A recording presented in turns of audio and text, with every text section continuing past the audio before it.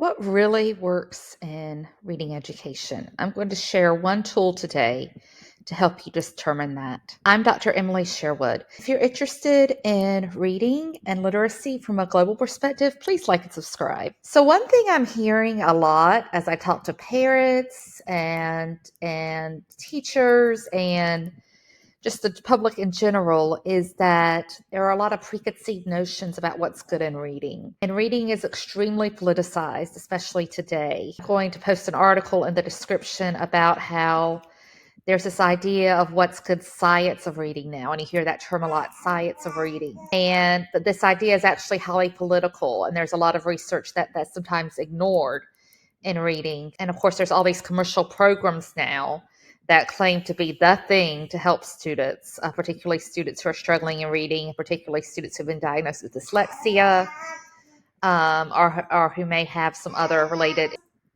special education issues. So we actually have a tool to help us to determine what's actually going to work and what is kind of the best bang for your buck, so to speak. The program that will provide the most benefit to your child or to the students that you're working with the best research behind it. And that's the What Works Clearinghouse. This is part of IES, which is the Institute of Education Sciences. It's funded by the government, at least for now. In the new budget, it's largely defunded. But for right now, we have the What Works Clearinghouse. And this is kind of the gold standard for education research in general. So for the What Works Clearinghouse, you have to have very, very strong evidence for the study and the report to get into the clearinghouse. It's very scrutinized, and you have to have at least 2 really big studies that show effectiveness before you can get into here. It takes years to get a program in here. So I'm going to show you how to use this today, and it's available to anyone. And it's found online. It's ies.ed.gov /NCEE/WWC. And it's got all these different things. And so this can be a little bit confusing because there's so much to this website. So I'm just going to put in the search bar reading because that's what we're looking for. And I'm going to search just to show you what we have. So then we go to this page. And so this is everything about reading. And you can see you can do, there are 985 studies. And there's 555 results. So we've got all these different things: literacy, STEM, product type, English learners, all kinds of things. So I'm just going to click on here, middle school, because I was working with a middle school earlier, and that's kind of what's on my mind right now. So if you're a middle school teacher or a middle school parent, you can click on that grade level, and it will show you all the different things. So if it's an intervention report, that means that it's something that is showed for intervention. So in other words, if a child is struggling, these are things that are proven to help. So tier 1 is the strongest. That's what you want to look for. If you are trying to decide how to help your child and you go to someone who is a practitioner who's wanting to work with your child, or a particular therapy is recommended to you, you can look at this. And so we have tier 1, which is strong, tier 2, moderate, and tier 3, promising. So I'm actually going to just do the intervention report and reviews of the little studies. So that takes it down to 78. So certainly this thing that's really overwhelming has become easier to do. So for example, reading apprenticeship, it's a commercial program that's used a lot in schools. It's tier 2, which means that there's a moderate effect. So that might help. And then we have all these other things, but uncertain effects. So a lot of these programs that are considered really good, that are highly used in schools, actually don't have a lot of research behind them. Accelerated Reader has been around for 20 plus 30, almost 30 years. I think it has been over 30 years. And they have an uncertain effect. So that's a program that a lot of schools are using. Again, they have really good marketing. They have, kids in some cases like it. It's considered, really fun for some kids, motivating, which is all the rage right now. But according to this, there's uncertain effects. So you don't really know. This Louisiana Striving Readers Program did very well. That was, of course, 2012, which was a while back, but it was good. Fusion reading intervention, that was good. But then we've got all these different things. We've got all these different studies. Next method. What I really wanted to show you,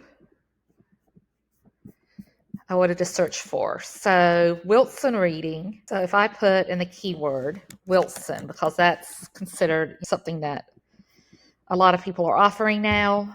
In some states, it's actually mandated, and I'm going to search for it. So here it is for Wilson, and it's a tier 3, which means it's promising. So that means that there's some evidence that it's good, but it's not the strongest. And so it might work for some students, and for others it may not. So again, this is all the rage, but it doesn't have a huge amount of research. This shows that it's promising. So in the future, there may be something that you can do with it, and it may already help some students, but it's not the magic bullet that a lot of people think it is. And we look into Ord and Gillingham, there's uncertain effects. And again, for elementary school math, there's uncertain effects. So we have all these things that are really popular, that are considered best practices, and some states actually, again, in some school systems are mandating this, and there's lawsuits involved,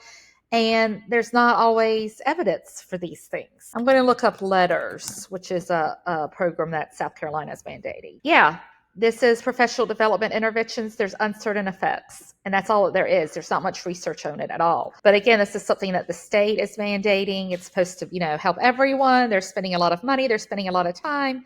And there's very little evidence that it works. According to this, there's no strong evidence. Again, there may have been some little studies, but it's not strong enough for it to get in this clearinghouse, which is the gold standard. So if you're a parent out there or a teacher, and again, you're being told to use some of these interventions, or these interventions have been suggested to you, you might be spending a lot of money. You might be sacrificing time, especially if you have to travel to get your child to these interventions. Your child may be missing school, or missing some after-school activities a child likes to do these interventions. I really suggest that you look at this website and do your research, because there's so much out there that is unproven, that's being used in schools, and they're calling it research-based, but it's really not. And then things like leveled reading, which is Lucy Calkins, that got a bad name, has had lawsuits associated with it, and it's strong. Level literacy intervention is related to Lucy Calkins, and it's strong. And it's something that a lot of people have in recent years really disliked. Lucy Calkins have even been sued and criticized, and the suit was thrown out because obviously there's not much to it, because this is strong. She's done amazing work, and yet she's been vilified because particularly one series of NPR reports called Sold a Story has told the story that she's just a bad person and she's used it for money. And there's actually a lot of evidence behind it. But again, there's a lot of sensationalism in the media right now. There's a lot of reporting that doesn't have to do, that isn't by educators. It's by news people and people who are trying to make a living. And maybe some of them have good intentions. I'm not in anyone's head. There's possibly, I definitely know that some of the advocacy groups that are advocating for some of these dyslexia treatments and things, parent advocacy groups,